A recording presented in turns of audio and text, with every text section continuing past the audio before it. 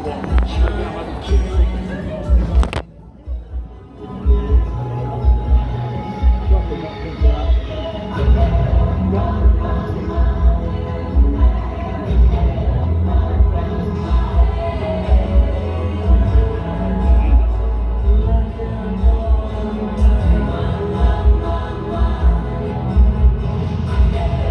gentlemen, welcome to the stage, Mr. Dave Spikey.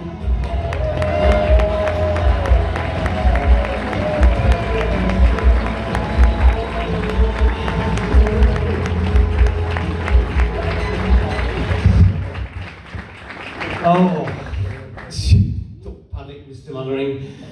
What's it all about? So, yeah, Friday, Blackburn, where would you rather be? Nowhere, I'm telling you now. Nowhere. So, no, well, thanks for coming. Thanks for hanging on to your tickets for like a year. No, I appreciate it. Seriously, I appreciate it. Thanks so much. I don't know if I'll remember it all. I've only done it about 5 times in 2 years, this, so I'm still going a bit rusty. Because remember, I'm of that age as well, and obviously I've it's been another 18 months, 2 years. So I'm at that age where I get my phone in my pocket to check the time. Do you do that? Then put it back, and you've forgotten. In a second, you've forgotten time. But the worst thing that happened was, when we got released last time, when we tunnelled out in June or whenever, we had a big party. Well, we did, didn't we? Actually, a big party. They locked down all that time. And by coincidence, by lucky coincidence, my auntie Dorothy and Uncle Harold were celebrating the platinum, and that's fantastic. And it's 60 years, and it all coincided. So we all got the family together for the first time in like a year. We had this big party, and this is the thing about the memory. So, have you ever done this? Have you ever been in a room and not known why you were there? What am I doing here? So my auntie Dorothy and Uncle Harold live on Church Road in Bolton, very nice and all that. I'm in the bathroom. I've no idea why I'm in there. I must need a wee. No, I don't. I'll run tap just in case, you know, and all that. Whistle. No, I don't need a wee. Well, maybe I need a poo. No, you don't. You don't do that in other people's houses, do you? You don't. But maybe I've got something on my face. Maybe I'm washing my hands. I'll be washing. I don't bloody know. No idea. So what you do is, it's a rule, isn't it? You go back to where you first started, and you'll remember as soon as you get there. So go back downstairs, walk in the lounge, straight away. My Uncle Harold having an angina attack. I've gone for his tablets.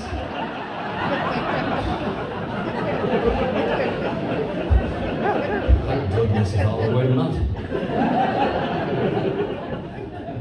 But then I got drunk. Now, as you get older, you can't take so much, but I got drunk. We were at a party, we were celebrating our release and all that. I'm in the bathroom a bit later on. As I come out, I look in the spare bedroom, my nephew's asleep. And I know it's bad, this is a bad thing, and I know I should know better at my age, but I'm pissed. So I go in the bathroom, still don't know why I did it, but it is funny. Got a razor, I got my Uncle Harold's razor, and a mascara pencil. I went into the bedroom where my nephew were asleep. Shaved one of his eyebrows off. I know it's ridiculous. And drew a willy on his head with a mascara pencil, right? I'm giggling away. I turn around, my sister's at the door. I'll never, ever, ever forget the look of disgust when she came in and took him out of his cot.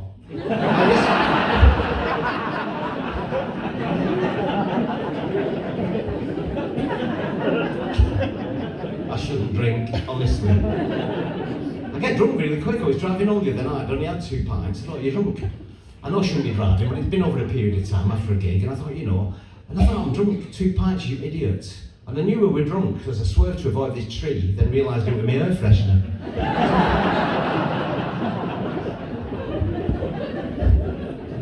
So this is the new normal, This is the new normal.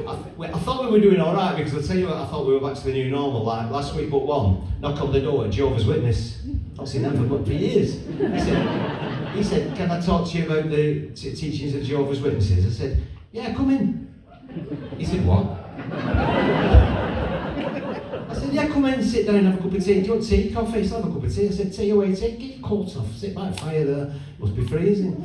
I said, do you want tea? Do you want milk and sugar? Yeah, milk and one sugar, no problem. I'll get to the kitchen. I said, actually, I've got some scones. Do you fancy a scone? He said, I'd love a scone. I said, right, cream, jam, I've got both. He said, I'll have both. Right. Went in, made the brew, cup of tea, scone, sat down opposite him. I said, right, what's it all about, this Jehovah's Witnesses? He said, I've no idea, I've never got this far before.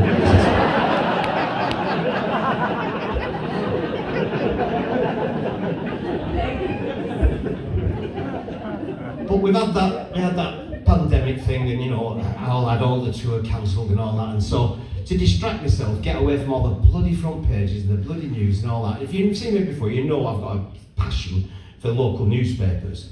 I actually wrote a book called I Gave Him My Kidney, Then He Broke My Heart. She donated a kidney to her husband who was dying, and he got better and ran off with a best friend. Yeah. That's bad, isn't it? It's usually the organ they reject, isn't it? Not the actual donor. So I got lost, and I thought, the tour's called A Funny Thing Happened, and I thought, well, funny things must still be happening, and it's all this tragedy and all this nonsense, all this sadness and hysteria and stuff. So that's what I've done. So these are all I've collected during the pandemic, and some are local, so you'll recognise some of them. This is the first one. Let's see if you'll like this one. About 8 inches make June the wettest in history.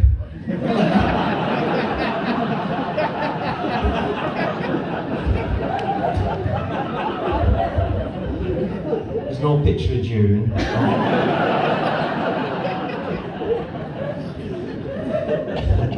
You'll have seen this one, Lancashire Telegraph. You'll have seen this one. Did you see this pub in Waddington near Clitheroe?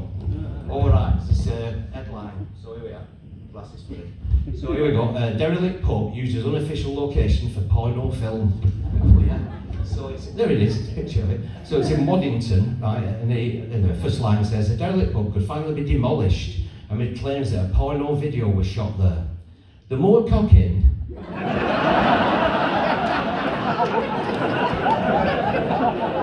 You couldn't make it up, could you? The more cocking.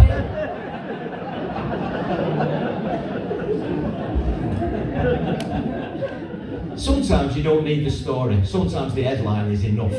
This is one from the Independent from the other month. Branston picklery crashes near Cheddar. Yeah. Quite right too. Yeah. I just wish it were outside a pub called Plowman's. That'd be brilliant, that, wouldn't it? Honestly, I went all over the place, as you can see from this. New York Post, headless body found in topless bar.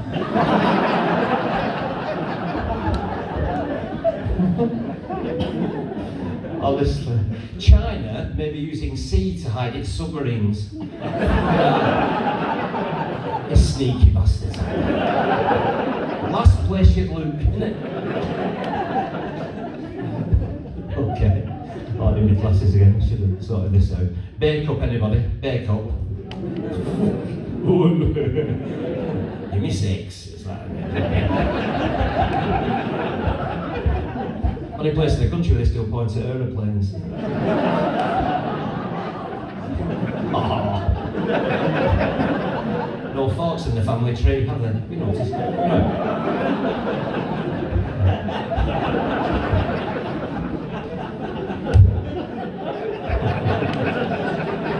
Can't go wrong with bake-up material, can you? How you get this though? A bake-up woman tried to smuggle the synthetic drug spice, because it's like an illegal substance now, into Wymot prison. She's been jailed for 14 days by Pennine magistrates. I think so too. Let's name and shame her. She might be in. Daniela Imana Apostletoft Boyarin. So a local lass, obviously. Also pleaded guilty at Burnley Magistrates Court to stealing £246 worth of groceries from Aldi.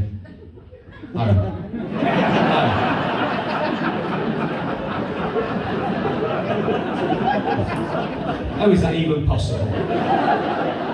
She must have about 10 trolleys.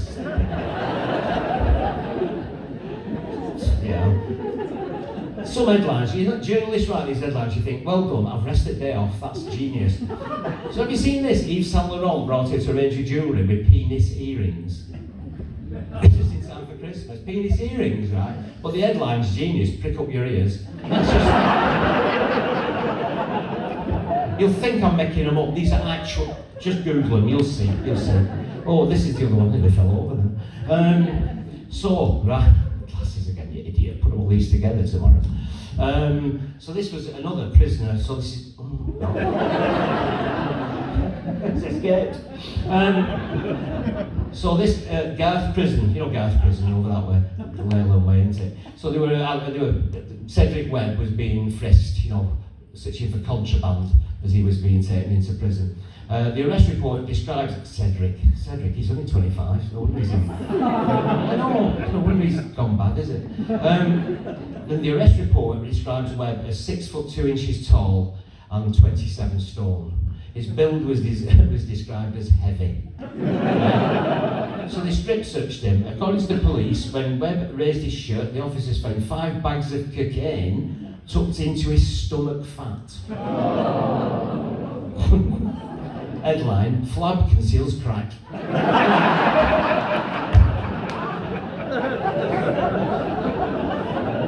That'd be wonderful, isn't it? Man buys penis enlarger, gets a magnifying glass in the post.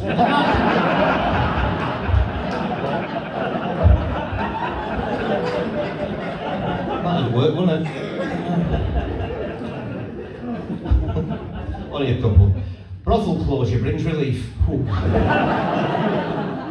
I don't think so. That was on Granada Reports, I don't know if you saw it, right? This is going back, way back 2 years before the pandemic, really. But yeah, so they sent it was in Salford, so they sent a reporter out, and they just stand outside the house, don't they, and go, this is a house of ill repute, and it's a disgrace, the neighbours are up in hand. And so he's doing all that. I don't know why he's even bothering. When this girl, a working girl, comes out of the brothel, sits on the steps having a fag. So he takes it upon his own, volition, to just go and have a word with her. I'll see if I can grab a go. And in the studio, they also going, shh, don't do it, don't go there. He goes over. You've probably seen it. Gordon Burns was on it, so it is a while now. So anyway, so he goes over, so he says to the girl, he said, understand this is a house of ill repute? She said, yeah, it is, I'm a work career here. He said, I understand that the neighbours are up in arms because it's very, very busy. There's traffic and there's people knocking about. He said, oh yeah, we're very busy. I've been up and down them stairs 27 times today. He said, oh, you poor feet. Feet? I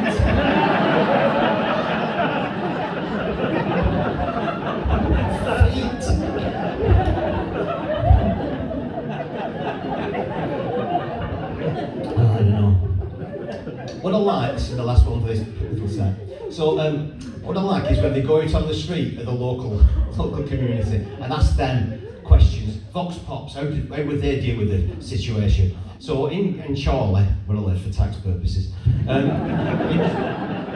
In Charlie, right, during the pandemic and since, and before, it might be the same over here, right, there's been tons and tons of graffiti. So they went out on the streets, right, asked it's a really bad photocopy, asked the local citizens of Charlie and surrounding areas, what penalties would you like to see given to repeat graffiti offenders? Let's ask the local population. So this is Monica, she's from Leyland.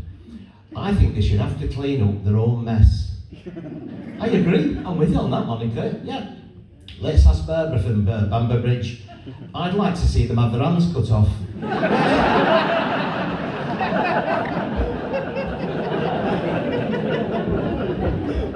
Piss it out with Barbara.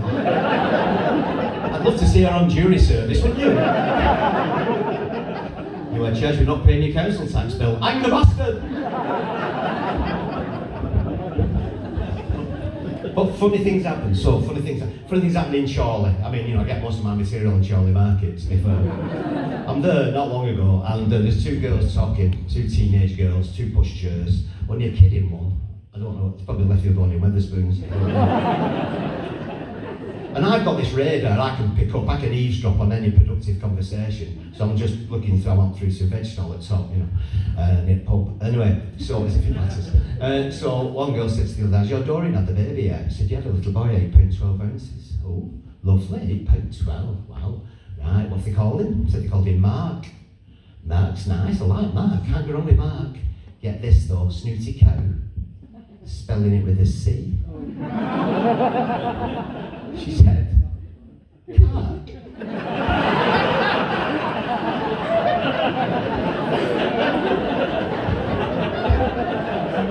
Why would you put it on front? Why would you do that?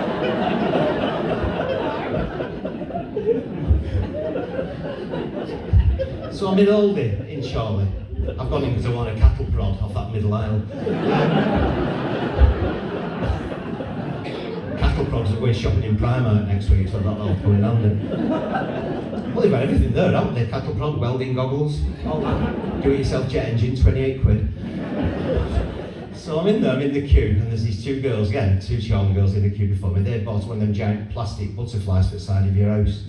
Because they're nice, aren't they? And they're talking, and I'm like, oh, I'm not moving from here. Well, that's what's going on. She said, one said to the other, have you heard they found a body? Where? Over Chinese, over that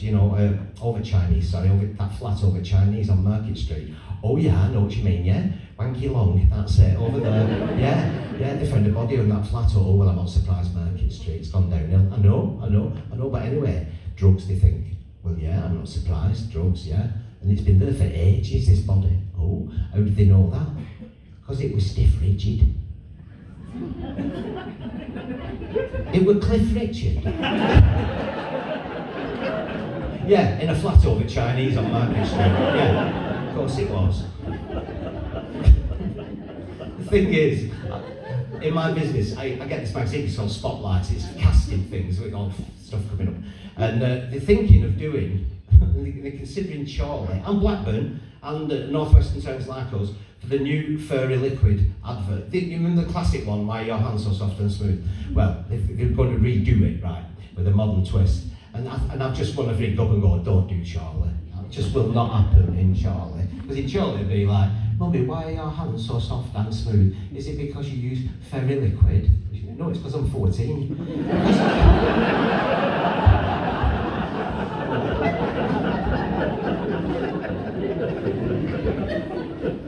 Do you know Buckacre Garden Centre, Charlie? No, it's anyway, it's near Tip. So, I'm in there buying some Christmas stuff, wreaths and all that business, and I'm walking around, and now there's 3 teenagers stood around one of these sundials. So I'm walking past, and this lad says to me, "Oi, mister, what's this?" I said, "That's a sundial." "What's that?" So well, it sort of gives itself away with the name, really. No, I said, "It don't matter." No, I said, "See all that outside area, that dial there? Well, that's with Roman numerals on it, them your hours, all the little indentations, they're your minutes, yeah? That thing in the middle, the pointy thing, the proddy thing, that's called a gnomon, right? Grammar school education, right? That's called a gnomon. Now, if we're lucky, not often, but if we are lucky, when the sun comes out in the sky, depending on what time of day it is, its position in the sky will cast a shadow onto that gnomon, off that gnomon, and onto the dial, and it'll tell you the time." Bloody hell. What will they think of next?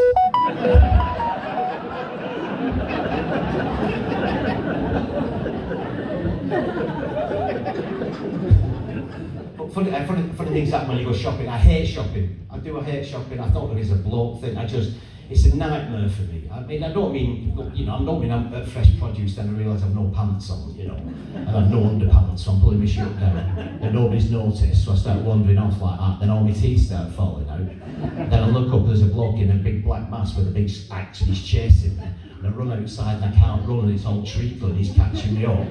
Not that sort of nightmare.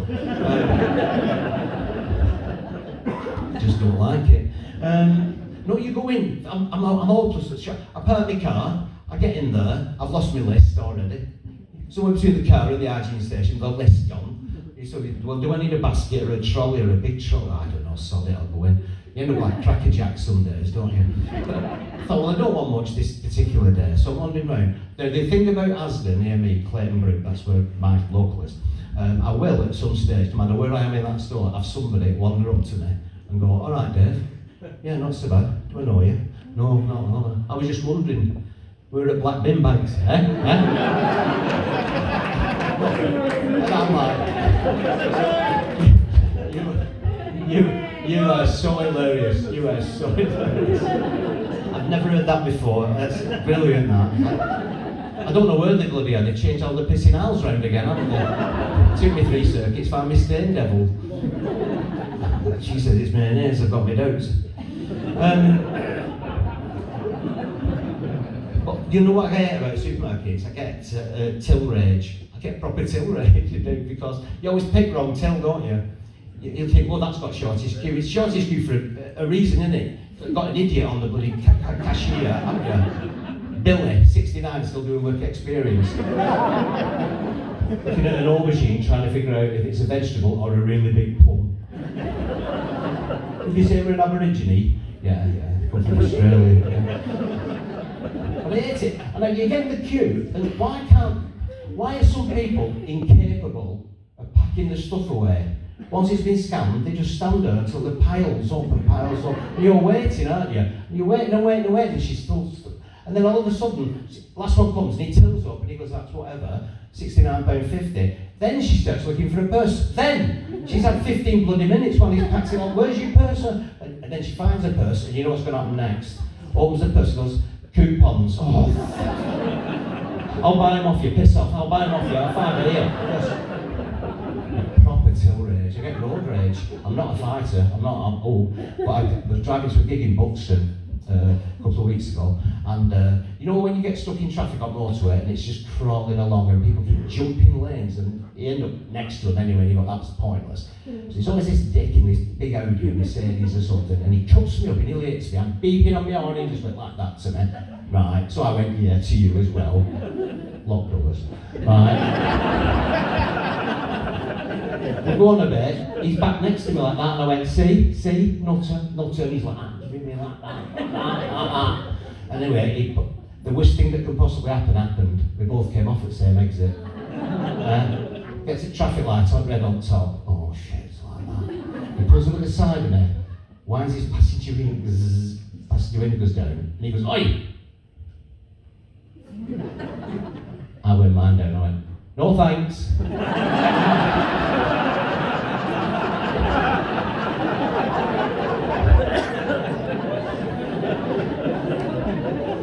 Alright, it's an automatic, got an hand free, so whatever. So where was I? I went to the supermarket, last time I went in, wasn't it, this last week? And I'm doing it again, and an old lady there, and she's slow, but she's methodical, she's doing it alright, I get on there. And I think I'm just going to move off because it's taking so long. And a bloke comes behind me, all he's got is 2 items, got a Chuckle Brothers DVD and a box of tissues. I know it's probably perfectly innocent, I know that, but I couldn't help. He's watching that at night, got your tissues, got your Chuckle Brothers on. To me. Anyway. But he gets fed up of waiting, so he goes, so I'm waiting because I'm figured out this is going to be a productive conversation. So the woman on the till this time, I don't know her name, it's not important. So she said, are you still knocking about with Maureen? She's your best friend, isn't she, Maureen? Not seen her for ages. She said, no, we've had a fallout. Why? And she said, she's been putting it round that I've said that her husband has got awards on his Willie. And have you said that? No, I have not. I just said it felt like a wallet.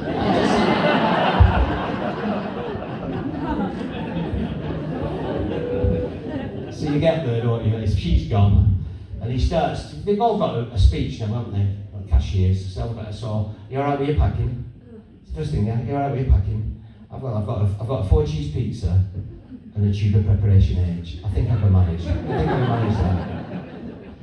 Anybody use the preparation H for the hemorrhoids? Check this out. I'm not one or two of you will have actually. When you get to the medicine cabinet tonight, just to prove I'm not making this up, have a look at the active ingredients. The active ingredients in preparation H for your piles is shark's liver. Extract of shark's liver. How did they find that out? Really? That's not research in a Swiss laboratory, is it, that? That's a bloke with piles, on his holidays, on beach. A dead shark here, Maureen. I think he'll shove his liver up my arse.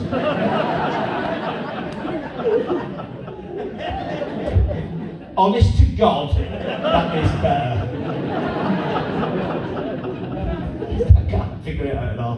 The one thing I must warn you about, because I use it quite regular, the one thing I'm warning you about, it comes in a tube like toothpaste. So when you come in and you've had a few drinks, I've done it, I've brushed my teeth with power cream and put the Gibbs SR, the biggest ring of confidence you've ever seen. So, I forgot where I'm up to, right? So 4 cheese pizzas, I talked over it. But one thing I hate about, memory's shot. supermarkets, and I'm sure you have them around here. We have them in Charlotte, but they only turn up on a Sunday. Snobs, supermarket snobs. It's their day out. He's got a suit on, she's got her hair done, she's in fact nicely dressed, and they wander around, and that wouldn't be so bad, but they're loud, aren't they? Oh yes, Gerald, World Foods. Go to World Foods, I want some sriracha. Stuff you've never heard of. I want some wasabi. Couscous. So shit, they named it twice. Yes, we're having a dinner party. No, you're not. You're all friends, you daft bastard. Oh, yeah. Then she's looking in your trolley going, oh, pot noodle. Gerald, pot noodle. Mushy peas. I hate these people with a passion. They think it's superior. So what I do is, getting back, I might have mentioned this before, everywhere now, in men's toilets, in men's health, they've got condoms, haven't they? Get a couple of packets. On the way past their trolley, because it's powder like that, just drop a couple of condoms. Then just go and stand back tills, it's top entertainment, this. Because they've all sorted out, he's down there with all the bags all sorted out, and she's packing it this end, and off they go, and yes, I think we'll have the couscous, I think, yes, we'll have the aubergine with the marinara sauce, and then she finds them, and she's trying to communicate with Gerald, because he might have put them in, you don't know. So she'll hide them under bread or something, stick them under bread like that. But this is where you play the trump card. Do this. Before you put them in, scratch the barcode. Give it a good scratch. So there's no way these are going to read on till. And then over here, see if we get the composure, but Maureen on till's giving it, presses the buzzer, doesn't she? Durex Exciter, anybody? She's gone purple, this woman. Ribbed, apparently. Oh, get you. Ribbed to give the woman maximum pleasure. We'll put them on inside out, give yourself a thrill. Eh?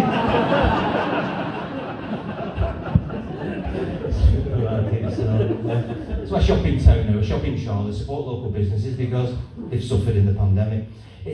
I also like going in Charlotte because I'm a bit out of it, I'm in Whittle, and I'm a bit out of it, so I like going in there, get to Greggs. I like a bit of Greggs. I'm vegetarian for 30 odd years. They do this vegan sausage roll now. I don't, trust me on it. It is, I've never had a sausage roll for 30 odd years, so it tastes brilliant to me. So I'm there shopping last week, been in booths, oh yeah, and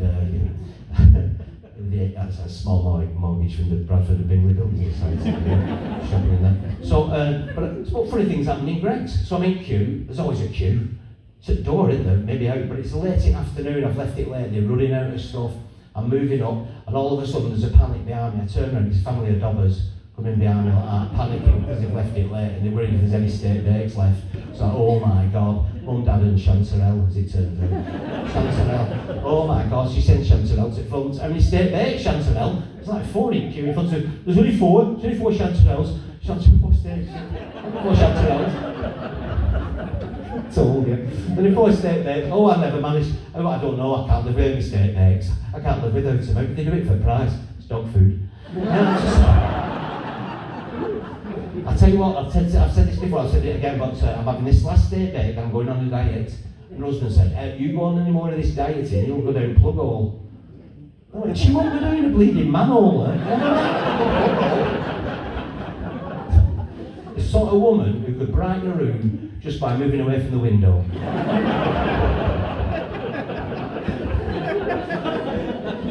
Anyway, we're moving up now. There's still 4 steak bakes left, there's 2 in front of me. How many, Chanterelle? Still 4, come on, steak bakes, come on. Anyway, woman in front has 2.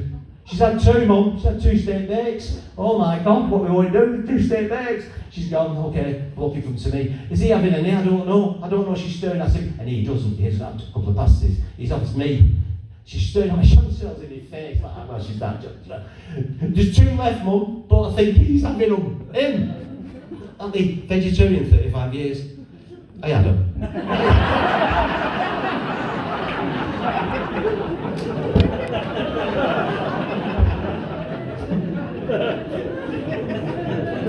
Funny things happen on holiday. I know it's a bit of a jump that, but I'll tell you why, because it's Greg's family were behind me in queue when I was checking in at airport. It might have been them, it might be somebody from the same herd, I don't really know. But that's the link anyway. The smell of pastry and Febreze. It looked like them. So I'm in the queue. But before you get there, this is the funny thing happening on holiday. When you book holiday, if you're lucky enough, I booked one last summer when we got away. You book holiday, don't you? You go and tell everybody in pub or at work or whatever, you got boots holiday. What would they say? What do they always say? Boots holiday. They always go, oh, you going anywhere nice? No. On holiday? No. Why would I be doing that? Going on? I said, actually, what we're doing, we're taking Grandma to Switzerland.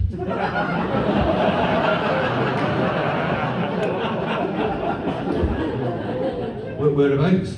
I've never heard of it. It's a Dignitas. Something like that. I said, anyway, it's all inclusive. It's a bargain. I said, actually, when I say it's all inclusive, it's only one night and one meal.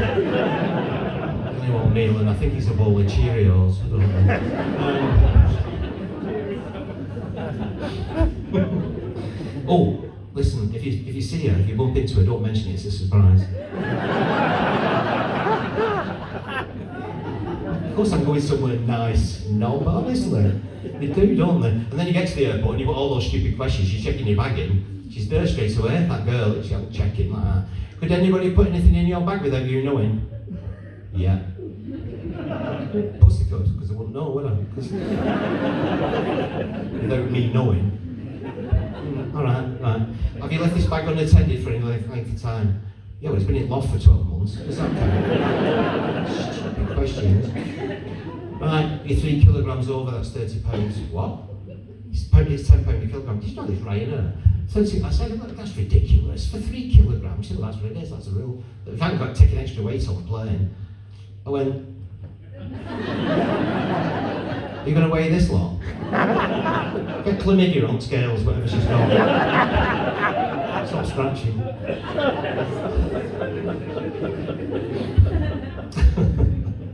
Oh, they call the kids all sorts now, don't they? Shut your mouth, Bonjella. But then you're at gates. Funny things happen when you're at the gate of the airport. Like I said, funny things. You sat there and you're already at Alicante. You're going. Here we go. And then it comes on Tannoy, doesn't it? There will be a delay to the flight to Alicante. The engineers have found a small technical problem. You're like, yeah, is it my idea of a small technical problem?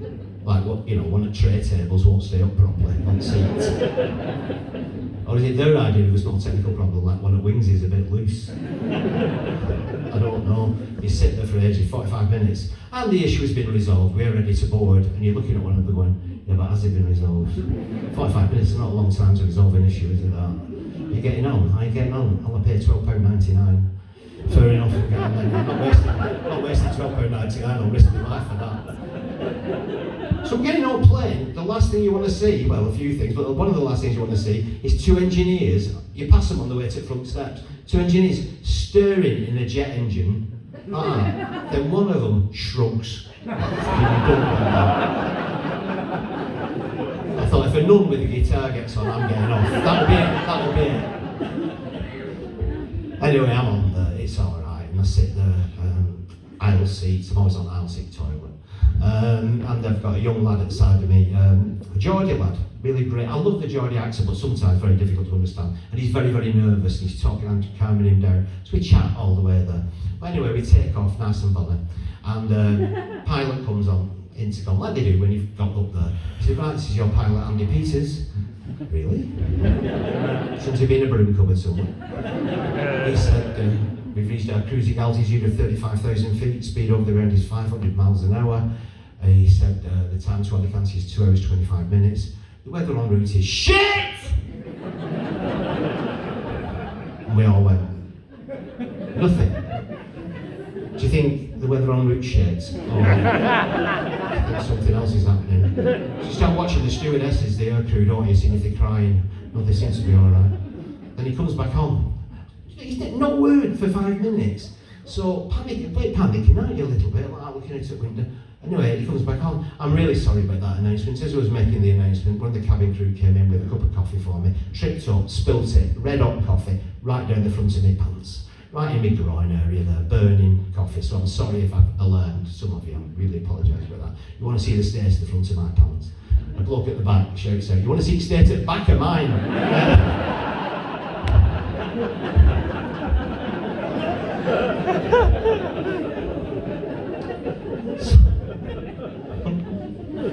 So then, this thing happened, right? So we land, I've talked to this Geordie lad all the way through. So we land, and instead of going to the terminal, we pull onto the apron. Guardia Civil, these heavily armed police officers, get on plane. Come looking down, looking for seats, stop at our row, point to him, Senor, come with me. And I'm like, what? And he's obviously terrified, this lad. I'm going, what's going on? No, stop it, what's? Explain. And because he's in bits, this lad. Anyway, bloody Greg's woman from back shouts, I heard you talking, I've heard what he said. You might not have registered it, but I registered it. Told stewardess, she's told captain, he's told police. Nothing gets past me. What the hell are you talking about? He's a Basque terrorist. I said, no, he's a bass guitarist. Why is it? We're playing at Benidorm Palace. So when you get to the resort, funny things happen at the resort, because I always think, if you're going somewhere, you should learn a bit of the language, right? So what I've done in the pandemic, because I like going to Spain, I thought I'll learn a bit of Spanish, right? Because, well, A, it's respectful, and B, people wind you up, don't they? People tell you what some Spanish, some phrases are, and they turn out to be filthy, don't they? You must have had that before. Like my mate, how idiotic am I that my friend Derek, we'll talk about later, told me that muchas gracias penis means thanks very much cock. Right? And a waiter in Benidorm once told me that a traditional Spanish greeting is "me cago en la leche." You say that when you walk in a bar, you go, "Hey, me cago en la leche." Any idea? Milk, something to do with milk, correct? Yeah. It means I shit in your milk. Which is brilliant, isn't it? I mean, that's a brilliant insult, that. We don't have anything like that, we just have knobhead. We just, I shit in your milk. Imagine getting a glass of milk with a turd. Oh, God, no. So I had all that. So I thought, no, I'm going to learn a bit of Spanish. I am. So in the pandemic, during the lockdown, I started with phrase books. Well, they're no good, because you don't get the intonation, you don't get the, you don't get the accent probably right. And you know what it sort of means, but you forget it, don't you? So I read some of the best things to do is get like an audio cassette. Now, I was in Age Concern in Charlie. I know. And they had a Chitchis on Spanish cassette. Cassette? Yeah. So it was a cassette, and I've got a little dictaphone thing, so put it on, got my headphones on. And the thing is, when you learn a language, you just basically repeat it. They tell you to repeat it, they say a phrase, you repeat it. And that's understandable, but you sort of understand it better than reading it. But then what you also do subconsciously is you imitate the voice, because the intonation, there's reflection on the voice, whatever, inflection rather. So, for instance, if I'm in Spain and I want to ask where the chemist is, I will say to somebody, ¿Dónde está la farmacia? Because the bloke on the tape's like an 80-year-old Spaniard who smoked 40 a day. If I go to the bar, I'm like, dos cervezas, por favor. Uno vino blanco, uno vino tinto. I don't know what that's all about. I don't know. So that's that. So I'm in Spain, we got there this summer, I'm walking around a restaurant, which are these markets, these big markets, right?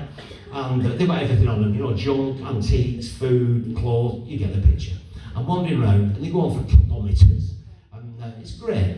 And we find this, turn the corner, and all of a sudden I'm like, oh my God, well, there's two lads cutting hair. I've not had my hair cut during the pandemic. Two lads cutting hair, €5. €5, it's worth flying out for. €5? She said, well, A, what are you going to get for €5?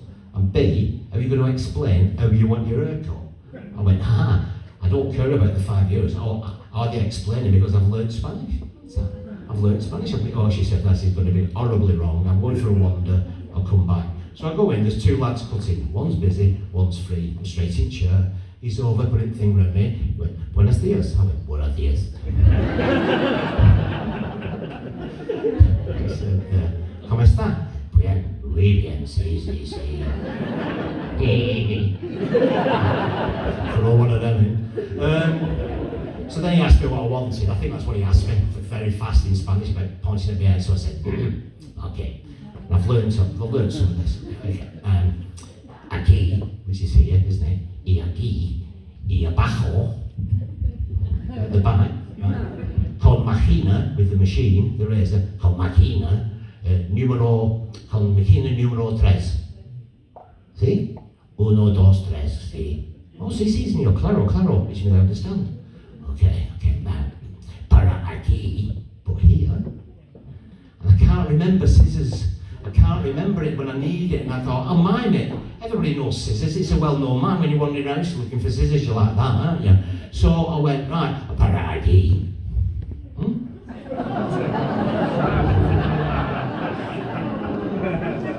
So he says, sí, señor. Gets his machina.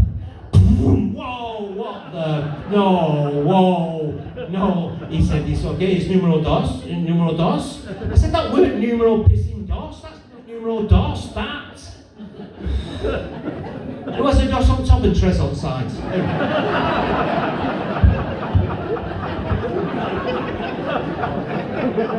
What's all there got to dos tres? Tell me. I'm going to have a dos all over now.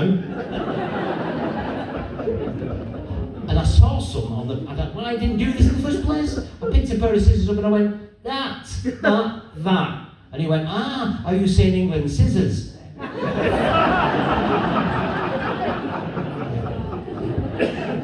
Jeez, yeah. So much time carried away. So the other time, funny thing happened. When you go on a package holiday, right? So I went to Greece. Last time I went on a package holiday, I went to Greece, and it's that meeting. You always have a morning meeting, don't you? Where you go out, the reps tell you about all the local things to see, and they're always the same. They always have a spiel, and they've been there all year, and they still don't know sod all. Basically, do they? So we were there in Greece, as I said. First time I'd ever been. Lovely. And we sat in there having, help yourself there to the local cocktail. That's ouzo and grapefruit juice. That's lovely. That I don't know what they call it there, but it tastes like piss, does it? But don't drink it. Okay. So my name's Jaden. Welcome to Hotel Poseidon 2. I'm in charge of, come in, you're late. No, I definitely said Poseidon 2. Poseidon 1's the other side of the road. No, welcome to Poseidon 2. Going on about Poseidon 2. I'm in charge of Poseidon 2 and the apartments and new soul. Which has got nothing to do with the hemorrhoids. It's a Greek word for anu, which means anew, and then soul, which is son. And what's she talking about this woman? So she's going on about, this is my companion, this is Chanel. This is Chanel with an S. Now remember, it's an S, not a C, because if it was a C, it would be Channel, like the tunnel near France. She's in charge of the hotel Socrates.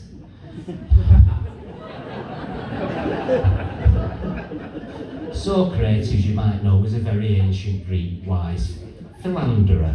Anyway, and she tells us all about pickpockets. Gentlemen, the pickpockets on the market, don't put your wallet in your back pockets. No, you don't want to lose all your money first day of your holiday, do you? Give it to your wife to put in her handbag. And the folks behind me shouts out. Now, is that any different? Exactly. And she tells us all about Yanis, who she's knocking off, obviously. Yanis is Minima, Yanis is Auto, Yanis is this. But then she drops this bombshell. I don't know where she got it from, Yanis is Andy Surplus probably. But no, she drops this bombshell, and you might know this if you've been to Greece. Did you know you can't put toilet paper down the toilet? I mean, proper, used toilet paper. So I'm like, can I just clarify this? When you call it toilet paper, it's not actually toilet paper, it's just paper. So you can't put it down the, no, you can't put anything down the toilet. It's not been through you first. So toilet paper goes in a little pedal bin at the side. Oh no. 2 weeks of that? No way. Because all the drains are very narrow. I don't know what it is, but I can't be doing with that. That's because you end up making shit samosas, don't you?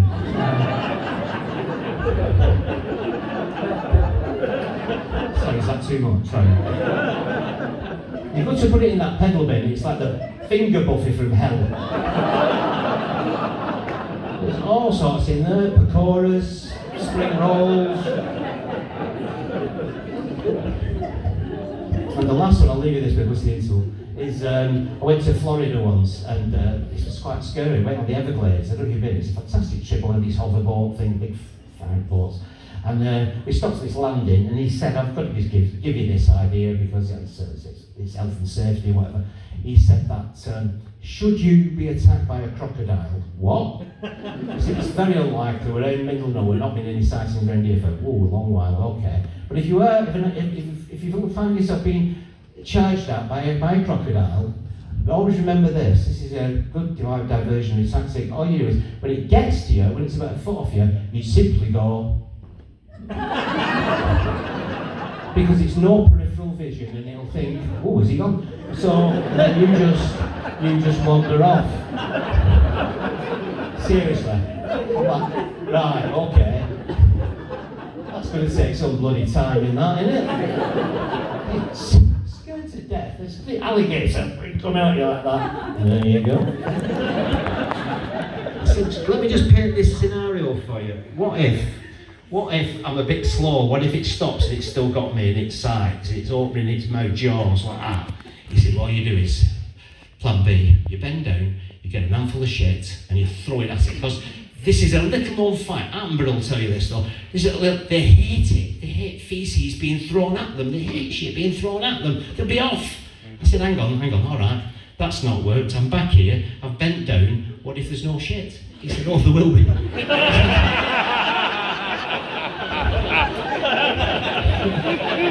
And with that picture, I'll leave you for 20 minutes. Let's have a drink, eh? And thanks again, seriously. Thank you.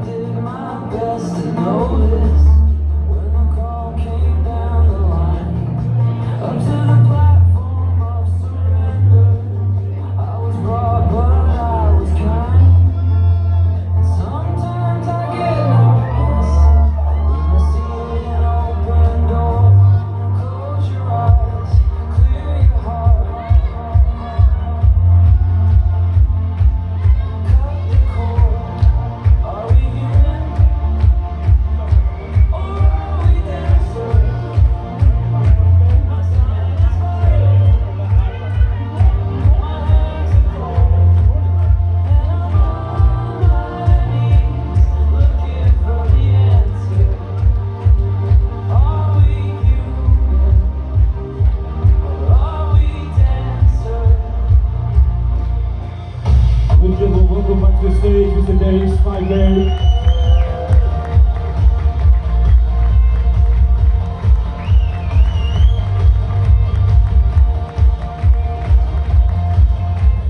Oh yes.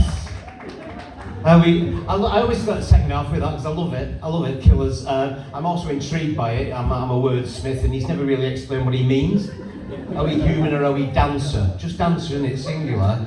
I mean, the big theory is he saying that our lives are ruled for us? Are our lives choreographed? We have to dance to somebody else's tune, we're frightened of making our own decisions with it. There's a line that says, sometimes I get nervous when I see an open door. Does that mean we're frightened of making any decisions on our own? We have to be told what to do. So it could be that.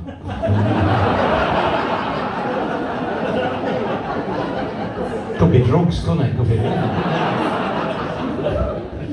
Well, come on, let's crack on. So brilliant, thank you. These are my favourite. These outside the pandemic. Well, some of them. These are my favourite headlines. I hope you enjoy these. Bury, anybody Bury? Yeah. Come on, here we go. So they opened an RSPCA shop in Bury. Every credit, I'm all for that. Animal lover. And why has Bury Times never noticed this when they printed it, or the photographer? There's 5 girls who stood outside the shop looking proud as punch, and so they should. It's an RSPCA shop, but look at the sign on top. RSPCA helping bury animals. Right?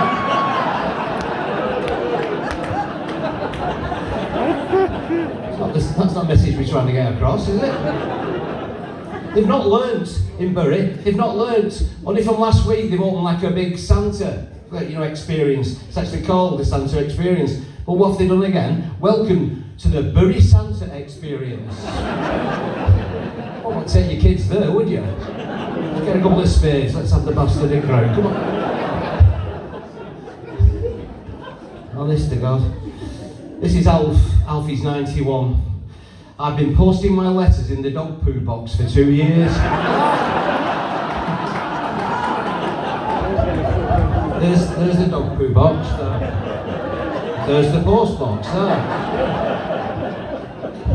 Bless him, 91. His daughter said, Sharon, she said, every time I asked Dad if he'd remember the kids' birthdays, he'd say yes, there's a card in the post. When none arrived, we thought he was either losing his marbles or was just plain lying. He's 91, bless him. Widower lost his wife in 1999. She's probably in a skip somewhere, isn't she? Static caravan for you, Marjorie. There you go.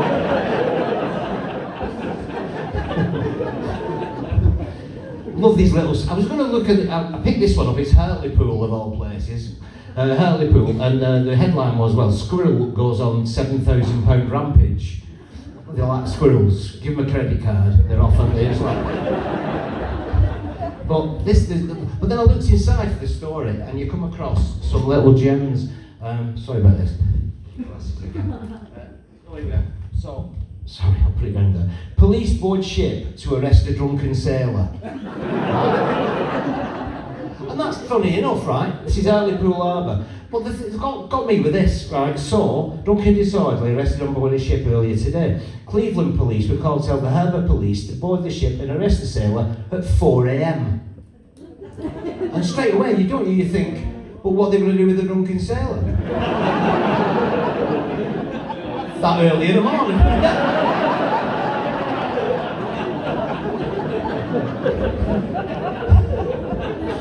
It's right, isn't it?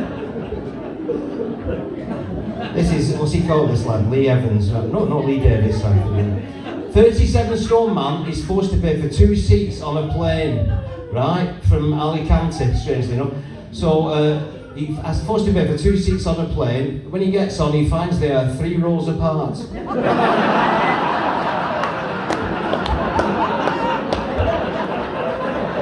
Yes. Last but not least, man digs 12 foot. He digs a 12-foot deep hole without realising his metal detector was picking up his steel cap boots. Keep going. 12 foot! I don't know, get rid of that. Just get rid of that. So, where were we? Oh, funny things happen. Now, funny things happen in hospital. Now, you may know, you may not give a toss. I was in the NHS for 32 years. So, great experience there, I loved it, every minute of it, and I only left in 2000. And so last year, when the tour started, there's supposed to be a 20th anniversary of me leaving work, sort of thing, starting this comedy lark. So my agent says, don't call it that. And so I left work. I was in haematology, blood disorders. I left work on the 13th, it's a Friday the 13th of October in 2000, so it's almost like I've just gone over 21-year anniversary, haven't I? And I turned my microscope off for the last time, and I hung my white coat on the back of the door, and I walked out of that laboratory, giving a backward glance, said goodbye, and 2 weeks later, I'm on a car park in Falmouth, singing Walking in Sunshine in the Pouring Rain, dressed as a giant berry.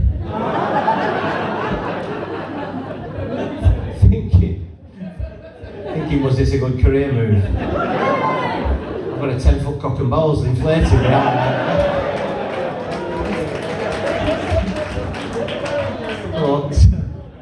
But I still, we're far away there. So, I know.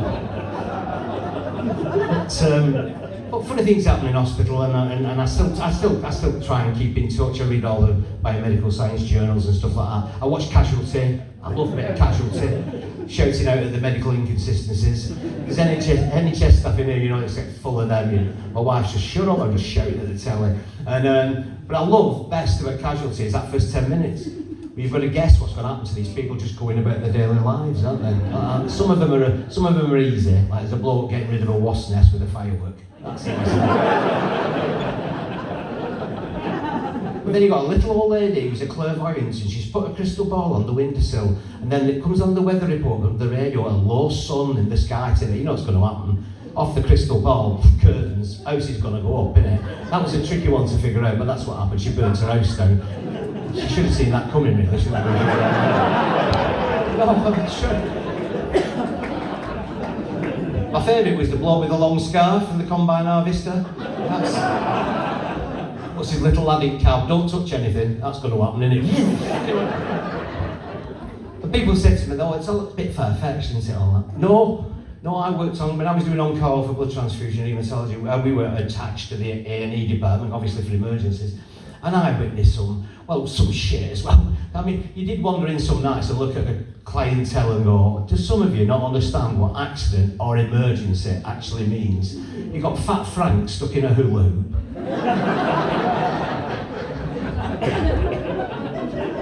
You've got Brittany in hysterics because her legs have suddenly stuck together. They've stuck together, my legs, I can't get them up. She's got them down one knicker. She's got them down one knicker leg. Idiot. Some belters though, some belters. Barbara, I don't know why I remember her name, but she was called Barbara. 3rd-degree burns to her head, pole dancing on a patio heater. Look at me, sexy Barbara, look at me. What was that? Your head's on fire. Oh yeah. He's one of my favourites. There was a girl came in and she had, she was a mess, had teeth coming out, burst lips, blood everywhere. And it turns out that she'd been making a cake and licking the mix off the electric whisk. Just press the button. Very. What her name? My favourite one, right, just bear with me on this one. So, it's a quiet night, it's early evening really, and summer, I always remember it, and I'm sat having a cup of tea because it's not that busy, and this ambulance piles up, sirens going, get this trolley out, this guy on this trolley is the most broken, shattered arm you've ever seen. It's, not you sick, the bone's sticking out, it's like, it's horrible. They wheel him straight in, obviously. His wife's running after him, this is the intriguing bit, and she's screaming at the top of her voice, "I'm sorry, I'm really sorry, please forgive me." Well, you've got to find out what happened there, haven't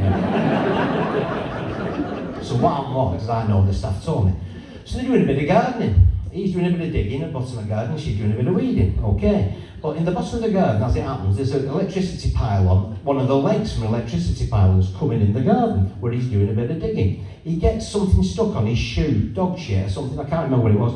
And so, he drops his spade, and I don't know what happens, but anyway, he gets hold of the electricity pylon, yeah, and he's trying to get the bloody shit off his shoe like that, because he's lost his balance, like that. She sees from the top of the garden, all she can see from the back is her husband holding an electricity pylon, going like that. She thinks he's being electrocuted, right? She runs down the garden, she's not thick, so she thinks, I can't pull him off because I'll get electrocuted as well. She picks up his shovel and goes, poof, on his arm.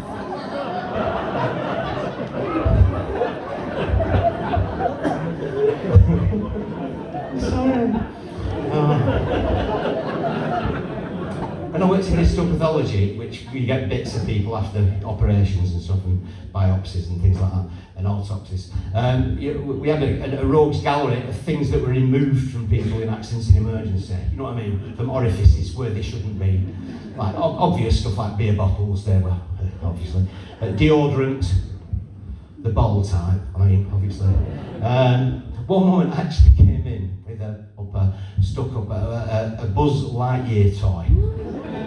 She's not really understood the Buzz element of it, has she? She's not really. Light bulb was the one that's got in, we've got it framed almost like in a little case. A light bulb, this lady had tried a light bulb and it just gone, the light bulb. And I thought, at the time, I found out what happened, but it's a brilliant idea. But they obviously were panicking because it could shatter. So, luckily enough, on examination, it was a screw fitting light bulb. So they went to the doctor's mess and they had a lamp. And so they sterilised the lamp with a lot of alcohol and that, inserted the lamp and screwed the bulb back on it. Genius. If I had to pick a favourite, it would be the one. Can you imagine this? Because they didn't know what's up there, so they're trying to get it out, and it was a Russian doll. Which I'm imagining, right size, right shape. I'm only imagining, but there. So it must have been like that in Casualty. Give me the forceps, give me the forceps. Okay, very quiet, very quiet. I've grasped the object. I'm pulling the object slowly. Nobody breathe. Here we go. It's coming, it's coming. There you go. Success. It's a Russian doll. There's another. Gonna be there all night. So, and it's worse now, because I've been a patient. I've had a below the waist problem. Can't really discuss. So I had to go for procedures, front and back. It was like a bug off, get one free. So I had to have a front and back examination. And and I'm a bloke. I've not really read the instructions on the letter, so I'm wandering around the hospital lost, like looking at all the signs. I know I've mentioned it before, like, family planning advice, use the rear entrance. That'll work. So I'm in bed, I'm nervous, I'm apprehensive. I've not really read the letter. I said, I know which ward to go to and all that. And she's straight there, this staff nurse, pulls the covers down, so I have a look, and she goes, oh, hello, Mr. Bushy. Said it's spikey, actually.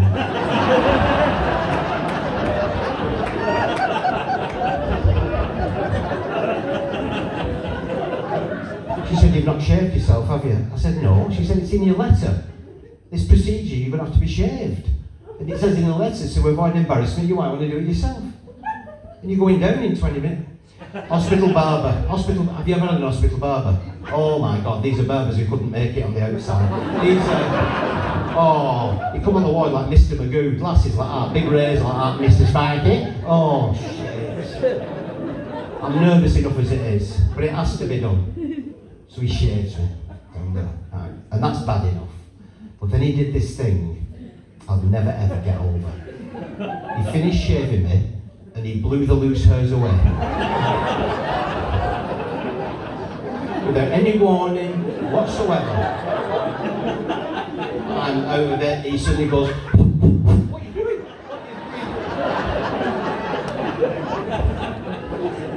Then, got a little mirror out when he's done alright for you. Yeah, that's a bit more off the back. No more.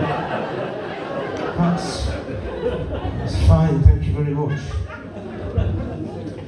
But the whole essence of this, the reason I called it, the funny thing happened all the time, but old variety comedians, that's how they started the acts. The funny thing happened on the way to the show, that was the way they started. So I quite often get asked, has that ever happened? The funny thing happened on the way to the show. Well, it has a few times. The last time was in Liverpool Empire last month, and I've been looking around Albert Dock, because it's nice, and I've been for ages, so I'm wandering around. I lost track of time. And I thought, oh God, Liverpool is quite away at the Empire. So I thought, oh, better make my way back. And so I need a wee, obviously. So I need a wee. Now I do that thing. They didn't got public toilets, so I do that thing that we do. Where you wander in a pub and pretend you're looking for somebody, don't you? Where can they be? I don't know. Just to the toilet, I think. So I went in this bar called Indigo, very moody, very neon, very dark. I thought it was perfect. So I go in, toilet's downstairs, find my way downstairs. It is very dimly lit. And then when you get to toilet doors, why can't they just have men, women, other, why can't they have to have pictures, and you can't fit your bust in. And I'm like, just ducks. Well, obviously one's a duck and one's a drake. I mean, it's just a duck, I don't know. So I opened the door, and oh, thank God, big metal urinal in there, that's what you're doing, isn't it? So I went in, bursting, I'd only been there like 10 seconds. Oh, thank the Lord for the relief. Woman walks in, starts screaming, starts panicking. Oh my Lord, she's terribly distraught. Runs into one of the cubicles, slams the door. She's walking here inside, heavy breathing and all. Oh my God. Oh bloody hell, she's coming in the wrong place. Obviously, how embarrassing for her. So I finished having the wee and I thought, right, I'll wash my hands. Where's the sink? Why are the taps on here? was pissing in the ladies' toilet sink. Then the big metal like you're going to airports and that. Just sink. How many times so I never noticed? And people said to me that must have been the most embarrassing thing you've ever. I said, oh no, I'm of an age. Tons of men, but I'm just all right up there. It's up there, but if I had to put them in any sort of order, which I wouldn't, my top 4 maybe. Number 1 would be having a slow dance in a club with a beautiful woman and feeling an erection start, and it weren't mine.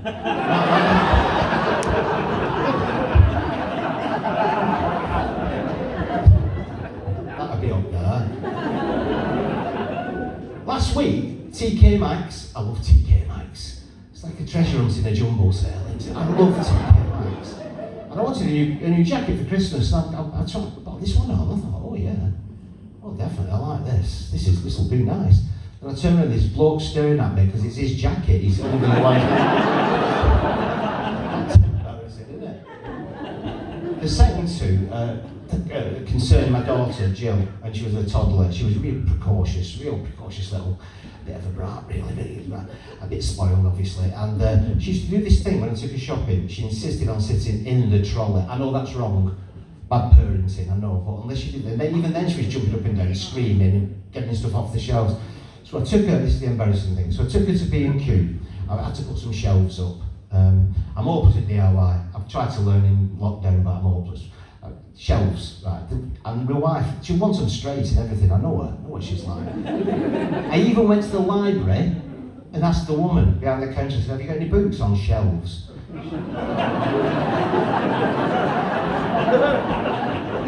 taking the piss.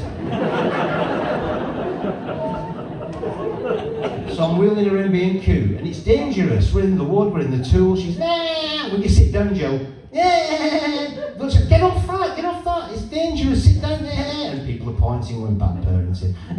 Anyway, we're in the wood section. I wheel around this corner, there's a bit of 3x2 sticking out. Oh my God. And I'm a father and I love her, but I'm like, see? I didn't warn you. Not much damage, I mean a bit of a graze, but over the next couple of days, 2 or 3 days, massive black eye. Now, will she learn? No, she's of that age, she's 4 or 5, whatever. She will not learn. I mean, Asda, later on that week after, and she's in trolley again, and people are again pointing, and I'm at the end of me tether, and I'm shouting, and she's grabbing toothpaste, and again, cereal packet. Oh, Dad, I'm like, Jill, will you sit down? You know that bit? When you're talking, all of a sudden everybody else in the room goes quiet, so everybody hears you. I went, Jill, will you sit down once and for all, or do you want another black eye?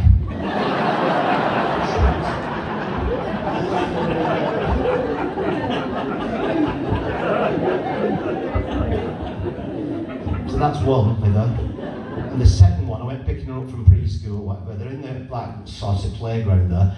Lovely summer's day, it's joy, it's innocent little children running around loving it. I got there a bit early, I'm loving this. This ball comes rolling across. Now, I still play football, even at my age. I love my football. And it come then, and I couldn't resist it. You can't, can you? And all the kids are there waving at me, and I go, okay. So I pull it back, jump it up, and then boom, over it in a bit, went right over the slide, right over the roundabout, hit the wall, bounced back. I thought, get in, never lose it. Kids went mental, screaming, crying, heads in hands, teachers coming over at me, you stupid that. I mean, how was I to know there was an hamster in it?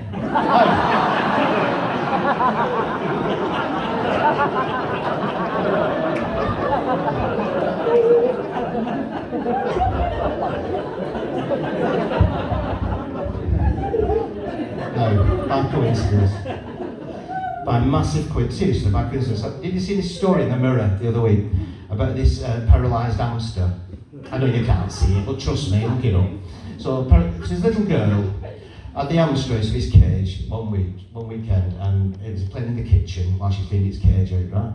Put it back in its cage. The little girl brought the hamster into the vets because it hadn't moved for 3 days and wouldn't eat or drink or go in its little wheel, and she put it back in the cage. The vets took the hamster out of the cage to examine it. It ran about normally. They were baffled. Well, you would be, wouldn't you? Then, one of the vets noticed something in the hamster's mouth. On examination of its cheek pouch, they found a fridge magnet.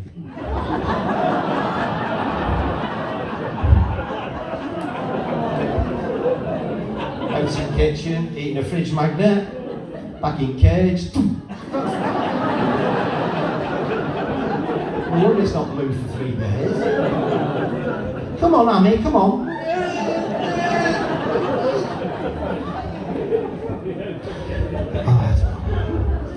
So where was I? Oh, so funny things happened on the way, so that's where that was, wasn't it? So, but funny things happened on the way after the gig as well. One of the first gigs I ever did was in Golka. I don't know if you know Golka.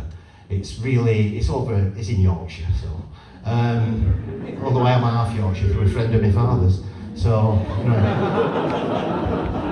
So I did this gig in Golka, which is near Huddersfield, and it was an Australian themed night, Castlemaine 4X.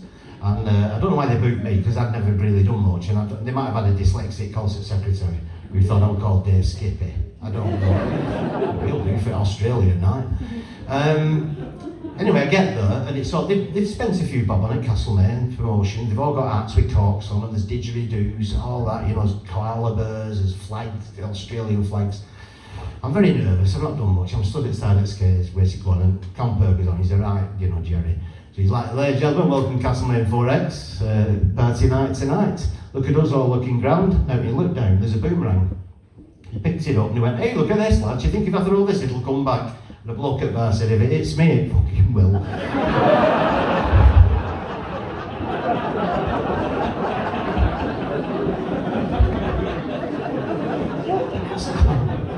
So I do the gig. It goes all right.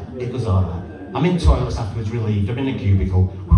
Well done. 2 Yorkshire blokes at the urinals come in, and one said to the other, what do you think of comedian?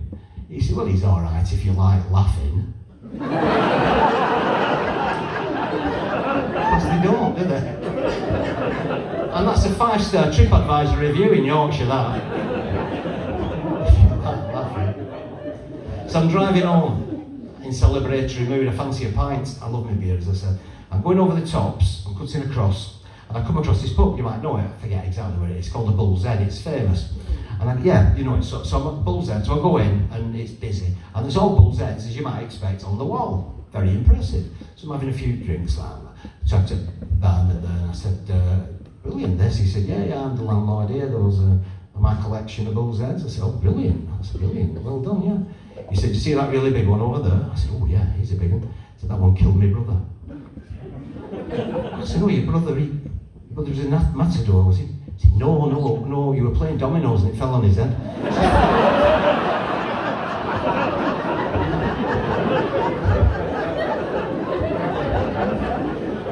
I don't know.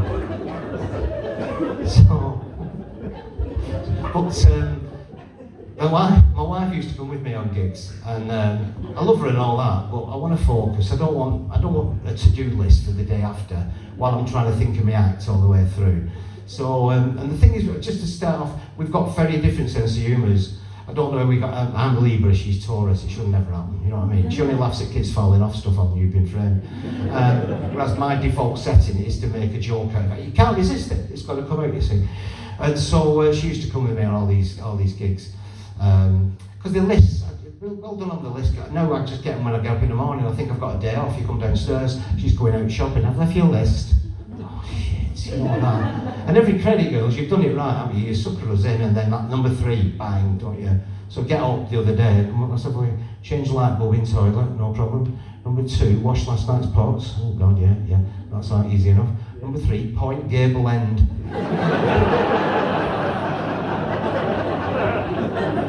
At number 3, every bloody time, innit? Change duvet cover. Oh, I can't do that.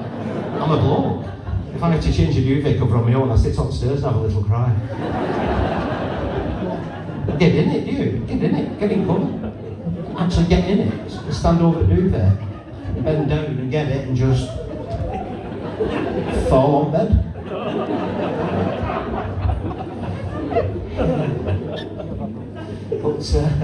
But yes, so we had these little arguments and altercations. I was driving home, we were doing a gig in Barrow, I think it was, anyway, up that Whitehaven Barrow. We drove back across country, and she's with me, giving it all that. And And I see a little old garage, an old-fashioned garage, just a one-man garage, none of the fancy shell or an S or anything, just a little one-man operation. I think, well, I'll give him a bit of business, I'll go in. I've got half full, I'll fill it up. I pull in after the gig there, and I said, can you fill her up? He said, yes, I can do that. And he locked it in, because you do that with them old pumps, kind of locked it in. He wandered around wrapping his hands with the rack. He said, I said, well, while I'm doing that, I'll just give your windscreen a wipe. It's a bit messy, isn't it? A bit messy with all that. And so my wife's really like, what did he say then, that man? He's just going to check, he's going to clean the windscreen. All right, okay.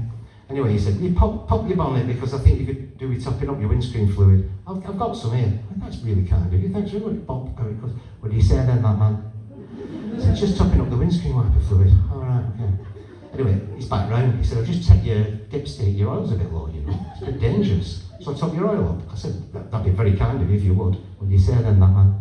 He's topping the oil up, all right. Put the bonnet down, put it down. He said, that front tire's a bit flat. When I fill you up, just pull over there, put a bit of air in it. What did he say then, that man? He's just putting some air in the front tire.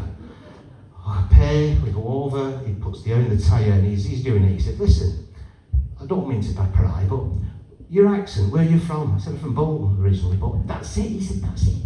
God, that takes me back. The first woman I ever went out with seriously came from Bolton.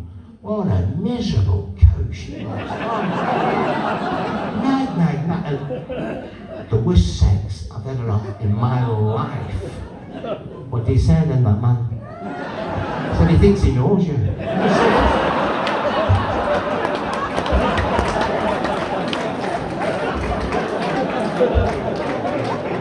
It's just a joke. Don't get jokes, no. As I say, we're in bed the other night, I can't help it. If you've seen it, it's got to come out.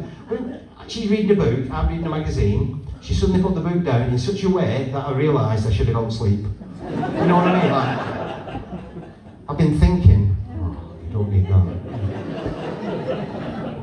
I've decided I want to be cremated. I said, all right, get your coat. See, that's funny, isn't it? Apparently not.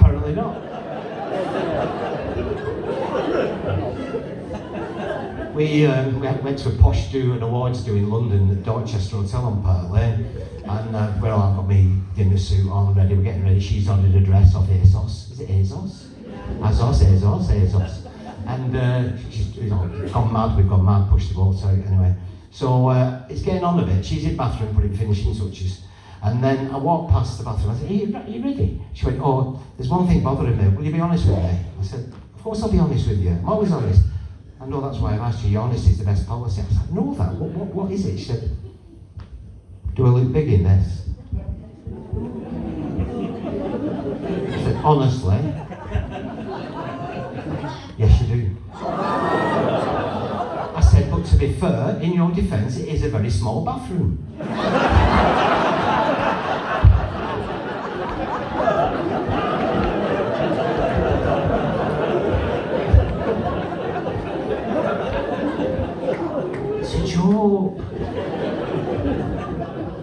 Anyway, we're in the car coming back from Barrow, and then she starts with trick questions. You know these trick questions, you know what you're doing.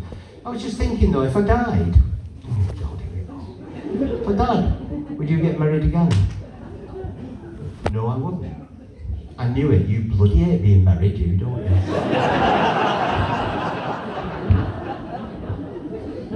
Or maybe I would after the grieving period, who knows, maybe I possibly, there's an outside chance. Oh, would you live in our house?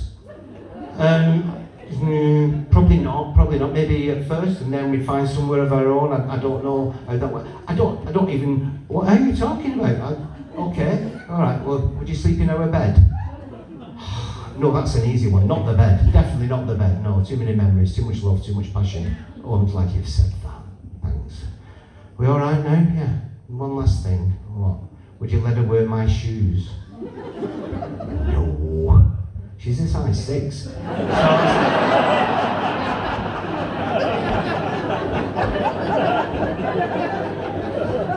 a joke. Anyway, so off we go. And within about half an hour, one of nature's laxatives, flashing blue lights in my rearview mirror. Oh.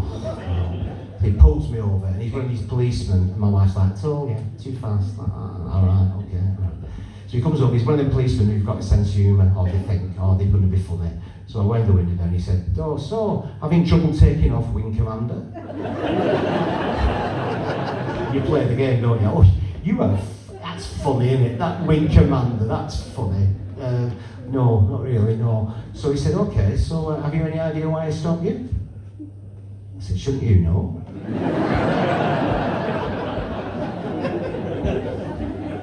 He said, "Is this your car?" I said, "What, this one?" I came out of Asda, we were pissing down the man, we're at the other side of the car park. This one didn't want a disabled bears, don't it? He left the keys in it.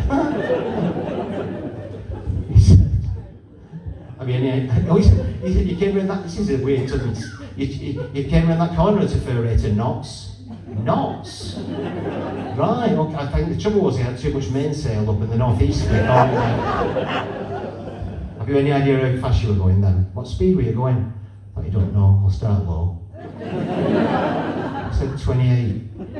He said, "You're going 40 in a 30-mile-an-hour zone." I said, "Nah, 30. I'll give you 30. 40. All right, 32, last offer. You were going bloody 40 miles an hour. My wife leaned over. "Officer, don't argue with him when he's had a drink."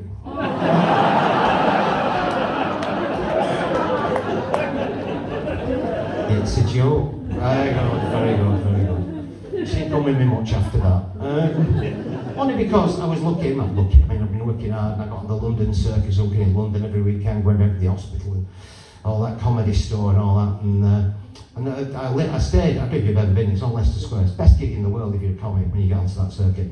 And I stayed at a place called Regent Palace Hotel, which is a bit of a shithole, which is just off Leicester Square. It's right next to Soho now. Back in the day, Soho was a bit rough and ready. So it's like, they call it bohemian now, but still some rough areas, and there were back then. So I'm wandering around Soho, like, bound from the north. Seriously, it sounds a bit parochial, doesn't it? But bound from the north. First time I'm wandering around like that, this woman comes up to me. Never seen her before, obviously, in my life. She said, "Do you want to sleep with me for £50? I said, "Well, I'm not very tired, but I could use the money."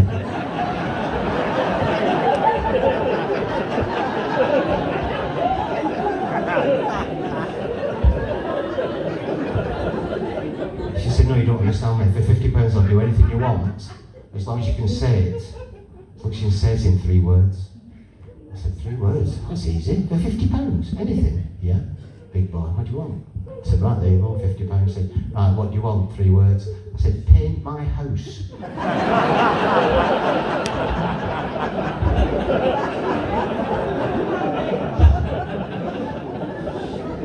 She said, "No, you misunderstand me.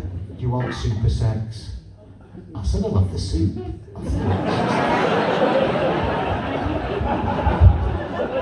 She was quite rough, you know what I mean? But what they do, or what they did, I don't know if they're still doing, phone boxes, they advertise. You go in phone boxes, they have cards for services from young ladies, like head and neck massage, Reiki, and all that. So I've got a card back in my hotel, 10 o'clock at night after the show, or maybe later, 11ish. I've got the card, I'm down from London, I'm like, "Oh, shit's all over the hotel room. No, sod it, in for a penny, in for a pound. Erogenique."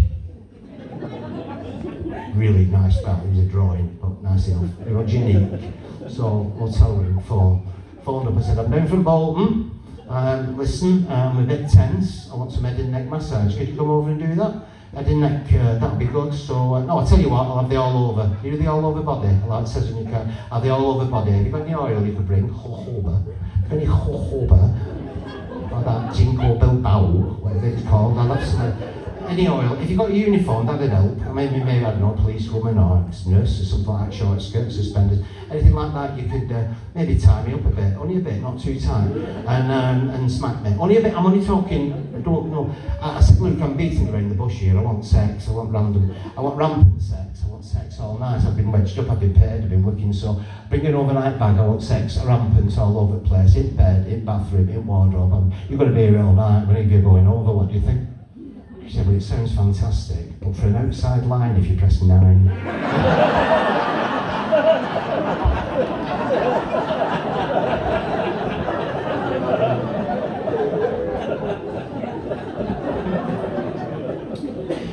So where do we jump to now? We jump to, because I don't know how we can link the two, it's just throw it all together, but funny things happen with your grandparents, don't they? At all ages. Now, my generation, we spent a lot of time with, it might be the same now, but when I come from bottom end of Charlie Road in Bolton, terraced houses there, rent mills, 2 up, 2 down outside the all that business, tin bath, all that bollocks. And when your grandparents, they live in next street, after school, you're there all the time after school, before school, because your parents are working with a bit of luck and all that.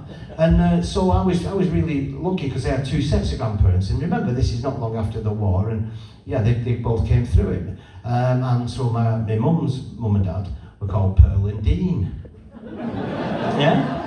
Yeah, and if you're that age, you'll know what I mean by Pearl and Dean. But they were. I used to call them Grandma and Grandpa,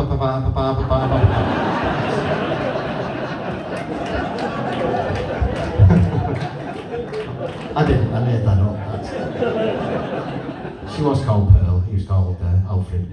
Anyway, but so my dad's mum and dad. Now she was called Mad Alice round our way. My grandma Alice. Only because she was really quite outspoken and quite eccentric. She was like Thora Heard on acid. I think she was a massive influence on my life and obviously my comedy and stuff, because she used to come out of left. She could have been anything, but if she was here today, she was so inventive and so eccentric, and she lived in a catchphrase world. You know what I mean? So see what you say what you see, say what you think, because you get away with it because it's Mad Alice and she's an old woman and whatever, you know. But she's fantastic. I mean, early memories. People say you can't remember too much from early on, but she took me to school on my first day. My mum and dad were working. She pushed me in the gates. I'm 4, I'm 5, whatever. I'm apprehensive, I'm nervous.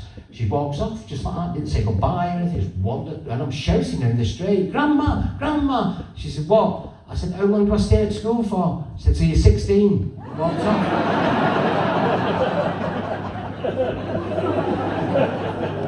I've only brought 2 sandwiches. Wish I'd have picked that apple up now. Yeah. Went round to school, after school I always go to my grandma's for my tea, because it finished at 4 o'clock, whatever it was, with me for tea. And one night she's fussing around, oh, I've got a big day tomorrow, David. I'm having 2 teeth out and a gas fire put in. With no break in the sentence, you know what I'm saying? I know, and since like I say, I don't know where it came from. If I were bored, I'd say, I'm bored, Grandma, you know, summer holidays, whatever, I'm bored. And she used to say, oh, piss up the wall and play with the steam. I don't know where that comes from, do you? She invented people. She'd say, oh yeah, she'd say, oh, him over there, he's had more women than Soft Mick. What? He's had more women than Soft Mick. Who's Soft Mick? And how does he get women with a name like Soft Mick? And you know, parents sort of, they employ a bit of danger, a few threats to stop you doing stuff when it's really not necessary. But you know, like don't take sweets off strangers. Well, my grandma took it even a stage further, just to ram that message home. So, David, are you wanting to play in the park today? Yeah. Don't take sweets off strangers. All right. Do you know why? Why? There's only an L turns a stranger into a strangler.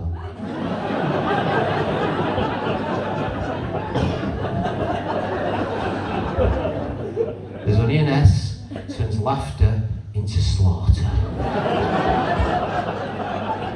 I think I'll stay in. Honest to God. I used to go around on Friday because my mum and dad went down to a club.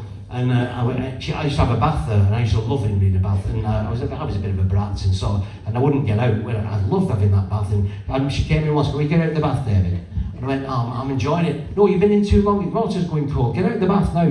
"No, I'm going to count to 3. If you don't get out of the bath, I'll pull the plug out, and you go down the plug hole, like your brother." I've not got a brother.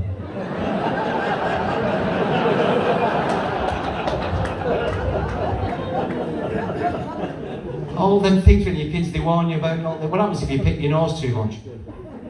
Your head caves in. No, it doesn't. No, it doesn't. If you eat one more chocolate biscuit, what happens? You turn into a chocolate biscuit. is your David playing out? No, he's in biscuit tin, I warned him. It's into a chocolate, isn't it? My grandma told me if I played with my belly button too much, it would unscrew my bum and it'd fall off.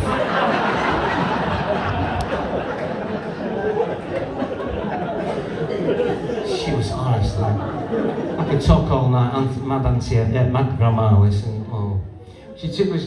Used to have we all had coal fires. You had to get your kindling, got some wood, chop up kindling. We all had a little axe, didn't you? The head came off the axe, so. At my grandma's house, she said, well, let's go and get one for your granddad. So we went to Ironmongers on Charlie Road, go in, and she makes me go on, from a very early age, go on, get served. Oh, I hated it, but you couldn't do it. So it's and what can I do for you, young man? I want an axe for my granddad. Did your granddad say what sort of axe he wanted? My grandma, straight away. Did he hell? He don't even know we're going to kill him.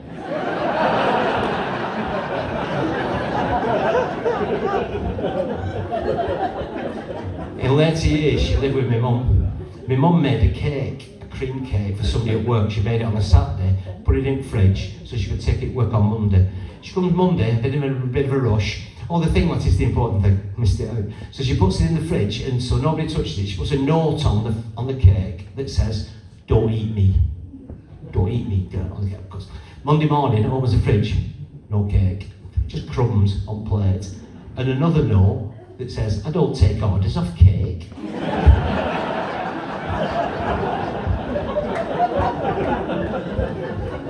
What time is it now? I forgot what time we started. Oh, we're alright. So, funny things happen, because she took me to school. Funny things happen at school, don't they? And I loved school, but I hated, well, the first thing, I was labelled a troublemaker. I wasn't, I just had that sort of mind that I'd inherited, really. So the first thing they said to me, right, in the class, basically was, you're at school now, and the school is all about the 3 R's, didn't they? Anybody idea what the 3 R's are? Very good? No. Very good though, I appreciate that. Reading, writing, arithmetic. So me, straight away, it's only 1 R. What? It's not 3 R's, it's 1 R. Reading. Writing is a W, isn't it? Who are you, David? All right, back at class. Arithmetic's in it. All right. So it was like, in some lessons I was like, hey, the troublemaker, and I wasn't. I just questioned everything, that's the problem. And I hated maths. I hated waves of arithmetic at school. And I was quite good, like I'm sure we all were, at math long division and, you know, one on the doorstep, take it over, divide and all that. I was all right at that numbers thing. But then problems came out. When you got a bit higher up, they've got these problems for solving. I hated them. I hated Jack. Jack was a dickhead in the problems, wasn't he? Do you remember Jack? He was an idiot. Jack was the bloke who was filling a bath with a bucket. Do you remember him? Jack is filling a bath with a bucket. Turn the pissing taps on. What are you doing? The bath holds 50 gallons. The bucket holds 5 litres. How long will it take Jack to fill the bath? Where's he getting the bloody water from? If he can't turn the taps on, it depends on where he's going for it. His next door cut off as well. Have they got water? Where's the bloody water coming from? I need to know. Is it in the canal? Is that fake? You could be going to bloody canal for it. You could be there all year, filling a pissing bath. Jack's visiting his friend. He's no friends. Jack's visiting his friend. He remembers what street he lives on. Well done. But it's a very long street. And he doesn't remember the door number. But he does remember that there's 3 numbers in it. And he does remember that the first 2 numbers add up to the 3rd number. And he does remember that all 3 numbers add up to 10. And he does remember that the first number is the low. He can't remember the pissing number, but he can remember all that shit.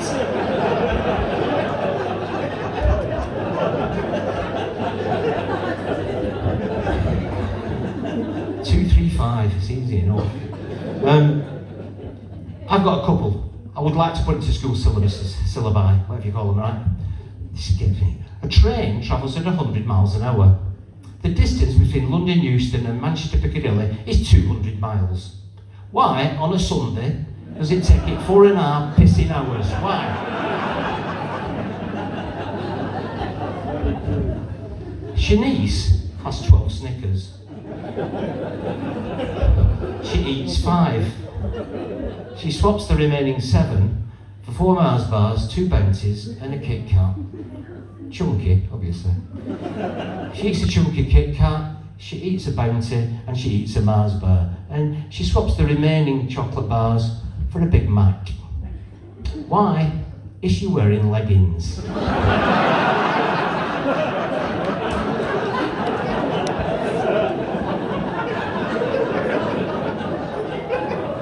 that's type 2 diabetes. But schools where I met Derek Rigby, and the title of this show is called I Shot Derek Rigby, which I did, I shot him. I might get to that, I might not, but I did shoot Derek Rigby. And he was my mate from school, he was bullied at school, that's wrong, but I'd say teased more than bullied. And that's, we had a lad in the class called Russell Sprout, who was a prime target. We had Russell Sprout, we had a lad called Blue Moon Billy. Blue Moon Billy, not because he supported Man City, but because he had a bit of a stutter, God bless him. So, and he was a very nervous kid, so we used to him, you know, what's your name? And he'd go, and we got, all the class were like, Blue Moon. But Derek, he had a, well, first of all, he couldn't say his R's, so he would Derek Rigby. That's bad, of course it's bad, but he loves it, he still loves it now, it's me. So, if you see him, he always takes the old guy, Derek Rigby, you know. He had massive sticky out ears, Dumbo ears, which he was very conscious about, and he used to go to bed at night with an elastic band around his head. Try to train him in. Oh, nice. Made it even worse because he had a red stripe on his head, like how he came to school, like that. And it snapped one night and nearly had his eye out. So he had to wear an eye patch. I always remember him coming in going, I'm a pilot! Oh, it's not helping, Derek, it's not helping. And he had a nut allergy. Back in the day, not very well known, his parents overreacted, quite understandably I suppose, by making him a badge that he had to wear throughout his school days that just said, no nuts.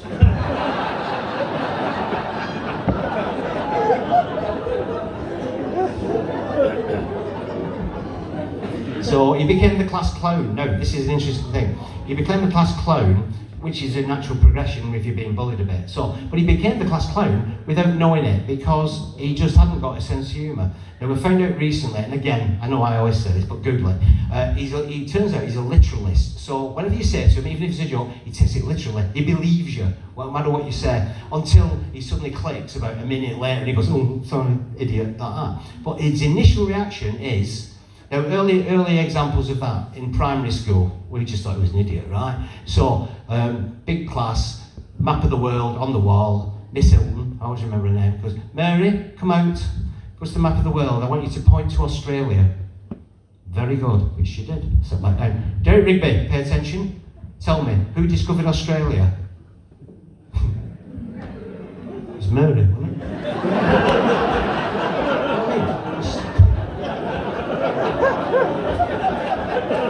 Yeah, it was, yeah.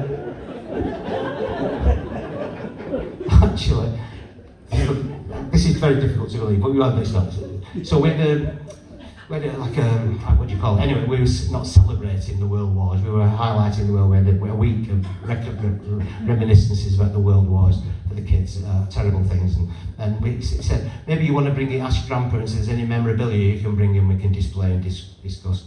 So we're around his granddad's house, right, Derek straight in. Have you any memorabilias? What? I want memorabilias for school. What do you mean? From the war, anything you've got? He said, well, I've got an old German helmet. Oh, what's a German helmet? Get in. Yeah, can I take that to school? Well, it's in the lean-to there, it's got a plant in it. All right, can I take it? Yeah, bring it straight back. I will. Get in, German helmet. And listen, son, grandson, listen, that has no memories. I just found it. There's no history to it, there's nothing gruesome. I just found it and brought it home. Okay, all right. Anything for Dave? No, nothing else. You must have something for Dave. I've not. All I brought back from the war was that tin hat, was a lot of bad memories, and the great coat that kept me alive in the trenches. Great coat for Dave. I said, he's 10. It's massive. I was a big lad, and that kept me warm. It weighs a ton. Oh, come on, for Dave. He said, I can't anyway. I can't because it's in loft over the tank.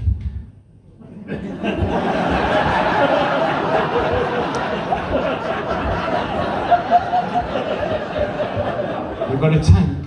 Yeah. He's got a proper tank, Derek, and best place to keep it, loft. Yeah. We had a big freeze one year. Oh, proper freeze everywhere. He's down to my house. When he comes around my house, he always wants a poo. I don't know why, he does. I need toilet, Dave. Oh, come on, Dave, you couldn't have picked a worse time. I do, I need toilet. Oh, pipes are frozen, cistern's frozen. I know, but I need it. Oh, all right. You know where it is, top of the stairs. But think on, my dad's left a bucket of water there. Use that.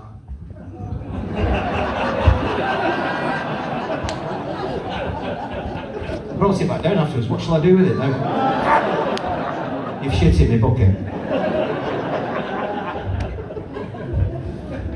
Anyway, we're in the park once. I forgot about this. This isn't really a literal this is just Derek. In the park once, Queen's Park in Bolton, about 10, 11, having a sugar butties. You used to make your own sugar butties, didn't you? Know, that pop.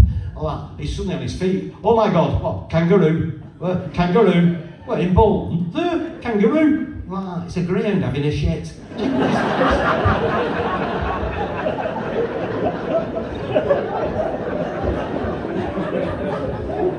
Anyway, his wife's left him. They've been married long, Hillary, or as we know her, Hillary. And I met her in town. I said, "Come on, make up." She said, "Oh, I can't. We're never really meant to be." And she said, "I can't get over that stupid sense of humour. It's gone too far." And I said, "Come on, it's Derek. You know, he's like really literally." He said, "It's not that. He reverts to his childhood humour. One thing that he said the other night, the straw that broke the camel's back, terrible." I said, "Oh, come on, no, there's no way back." I said, "Tell me what happened." She said, "Well, all right, I'll tell you, and you'll understand what." He said, "We were making love, and he's a very good lover, don't get me wrong. He's very good, very kind, very considerate lover, very gentle lover. And it's all going lovely, it's nice and bonny, and I start arriving, you know, and I'm like, and he went, staying alive.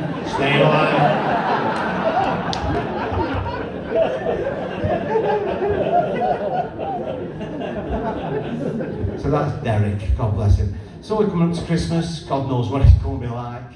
If that Narnia variant comes out, you won't be able to wait wardrobe without a PCR test. But no, because it was shocking last year. It was shocking for us all and terrible for some. And even I hate to mention it, but I'm very disappointed in other respects for me because all I got last Christmas was a card from Moonpig. I know she hates it when I call her that.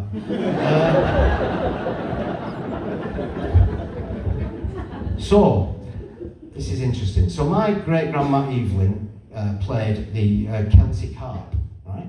And that passed down. It's because the oldest in the family. So my grandma Alice. She got it and she learned how to play the harp, and it came down, and I've ended up with it. I'm the oldest in the family, and I've got it, and it's a bit old, it's a bit fragile, whatever. So my wife, who's a bit of a musician, she's taught herself, said, I said, "What do you want for Christmas?" She said, "You know what I'd like? I'd like that Celtic harp." And I said, "Well, you can't, I'm sorry, it's a bit fragile, but also, it sounds terrible because you're my wife and I love you, but it's got to stay that way, and I don't know if I can, anyway. Give me all that, give me that." So, in the end, as you might expect, last Christmas I gave her my harp.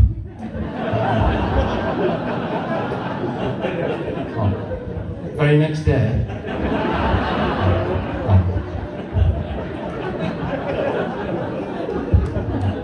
and that was it, that's the end of the show, right? And what happens then is I take a bow and I go off, and you go mad because you're lovely, and want more, so I come back on and I do a bit more, but I can't be arsed. So, save a bit of time. And I always do this at the end. I'm sorry if you've seen it before, but that's why I put it on as a sort of an encore, so it's not you pinging on the main thrust of the show. And I've spent a lot more time in lockdown. If you've seen me, as I said, I'm intrigued by song lyrics. Like my news stories, I'm intrigued by the wordplay and song lyrics. Songs, all great songs that you sing along to, but you never really analyse. And only when you start listening to them, you think, what are they talking about, right? So I'm going to play a few of them. Some you'll know, some you won't. And this is the first one. This is the one that started it all back in the day, and you'll be aware of this one. It goes like this. So this is Desiree, yeah? And she's a lovely girl. It's a lovely song. Life, yeah? But she's got problems, hasn't she? When you start listening, she needs help.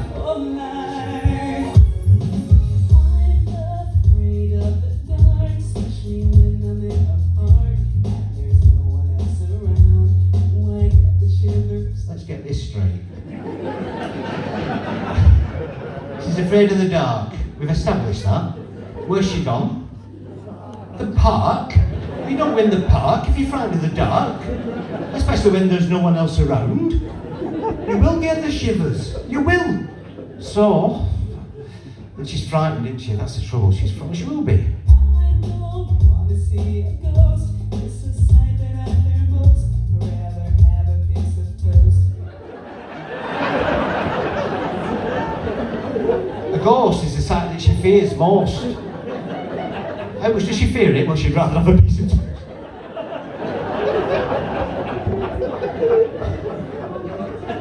And she's superstitious. I'm a superstitious girl. I'm the worst in the world. Never walk under ladders. I keep the rabbit's tail. Well, that's your problem. The rabbit's foot, Desiree.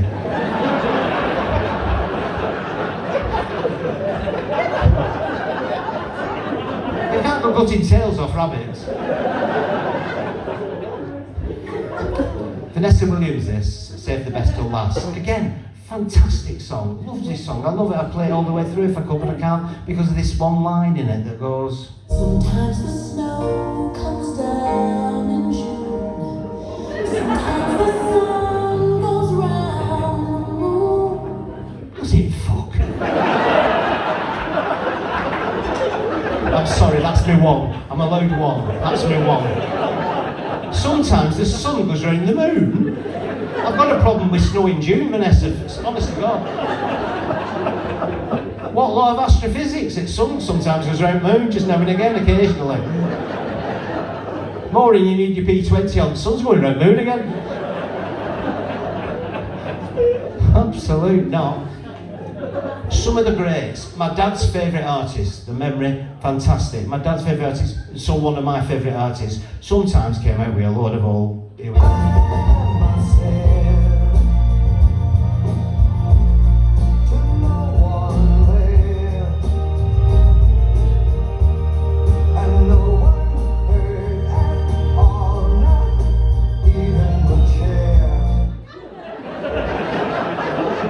That's the trouble with chairs, they won't listen.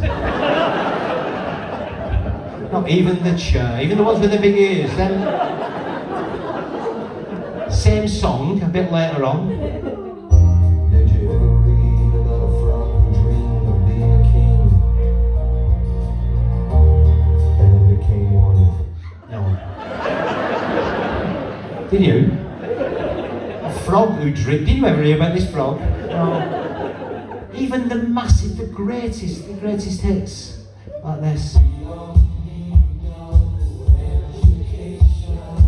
Yes, you do, that's a double negative. So we don't need no education, it means we need education. It's not the message. It's not the message you're trying to get across. No. Even Elvis.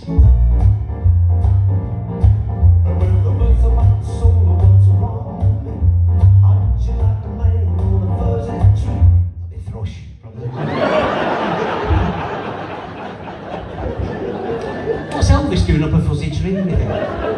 What is a fuzzy tree? Surely he's got people, I don't know.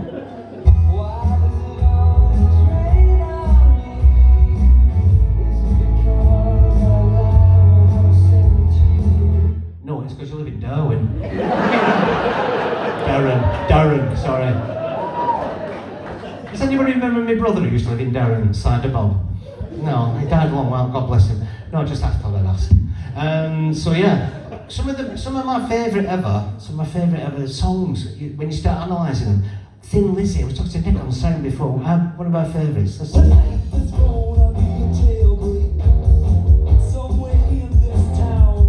Ooh, I wonder where.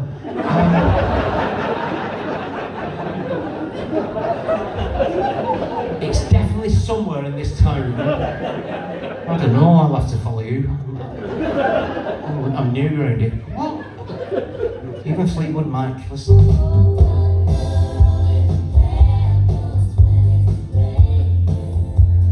No, it doesn't. It doesn't. There's many occasions where you can have thunder without any rain, can't you?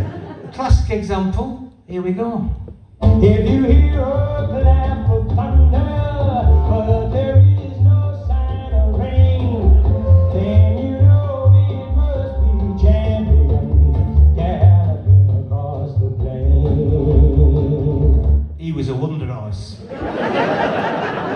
he was fantastic. I love Champion, did you not? Oh, he was a trailblazer. Not in many ways. He was a trailblazer for Skippy and Flipper and Etty Wainthropp and everybody. It was just... I've got an old story about Champion for another day, another time, but absolutely brilliant. And then, of course, like a lot of songs, they're love songs, aren't they? Of course they are. And they start from right at the beginning where you see somebody and you're smitten. You think, she could be the one for me, he could be the one for me. And this is a classic. My life is brilliant. My love is pure. I saw an angel. Of that I'm sure. She smiled at me on the subway. She was with another man.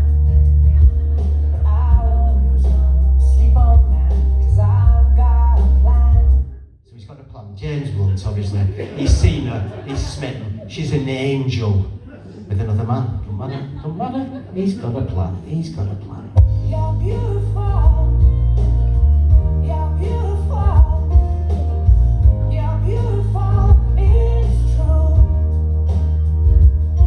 I saw your face in a crowded place, and I don't know what to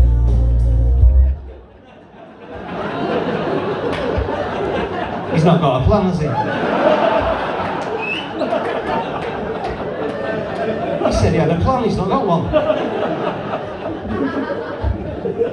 Get it together, bloody hell. And then you see, again, you just look at these people and Why do birds suddenly appear every time you are near? I've got worms. I don't know, do I? have no idea at all. Right, now then, let's move it up a bit. So there was a girl called Charlene, and they launched her in the 70s with the purest voice in popular music, the voice of a virgin, they actually said, the record company. Then they released this single, and all that money they spent on marketing was just blown away because what is she talking about? How can she be pure and look like a virgin if you listen to the lyrics like this? Ooh, I've been to Georgia and California, anywhere I could run. Took the hand of a preacher man and we made love in the sun. Oh, hey, it gets worse. It gets worse. I've been undressed by kings, and I've seen some things that a woman ain't supposed to see. Yeah, a preacher's cock for a start.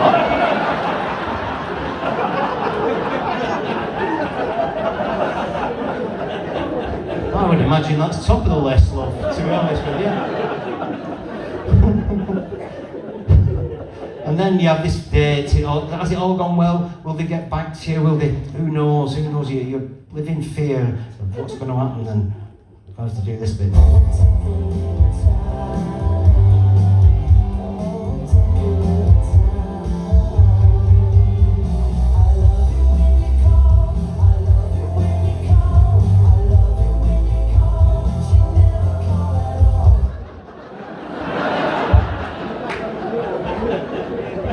How do you know you love it then, hey? Oh, plus.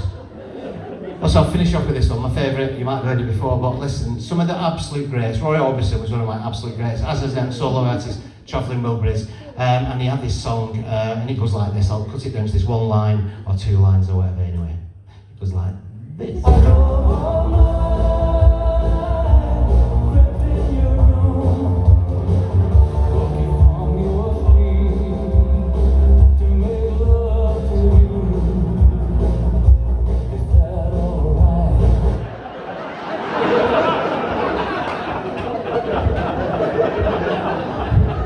It better be Roy, hasn't it?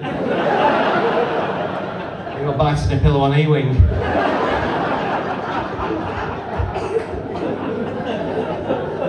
Let's get this straight. Right. Drove all night, crept into your room, woke you from your sleep to make love to you. Is that alright? Roy Orbison, registered blind. He drove all night. You might be in the wrong house.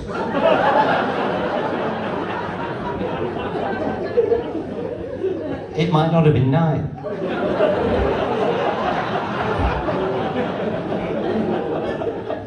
I drove all night. It's 3:30 in the afternoon, is it? See them big stupid glasses on. Oh yeah. I drove all day. Yes, you did. Yes, you did. Right. And I'll leave you with that and thank you once more, seriously, for coming out. I can't tell you how much I appreciate it. Thank you. It's been brilliant. And have a great Christmas, yeah? Thank you so much.